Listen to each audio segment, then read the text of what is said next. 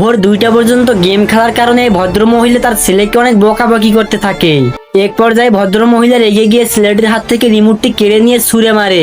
এমনকি মনিটরের পিসির মধ্যে পা দিয়ে লাথি মারতে থাকে যতক্ষণ পর্যন্ত না পিসিটি নষ্ট হয়ে যাচ্ছে। এরপর মহিলাটি প্লাগ খুলে ঘরের লাইট বন্ধ করে দেয়। ছেলেটি রেগে গিয়ে আবার প্লাগ লাগিয়ে দিয়ে ঘরের লাইট চালু করে দিয়ে গেমটি আবার স্টার্ট করে।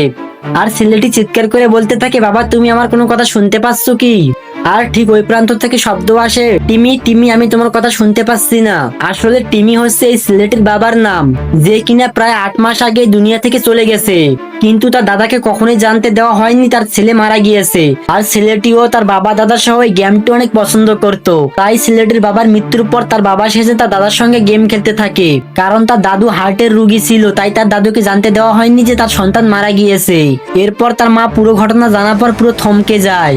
এরপর তুমি বলো, তুমি যদি এই ছেলেটির জায়গায় থাকতে তাহলে তুমি কি করতে?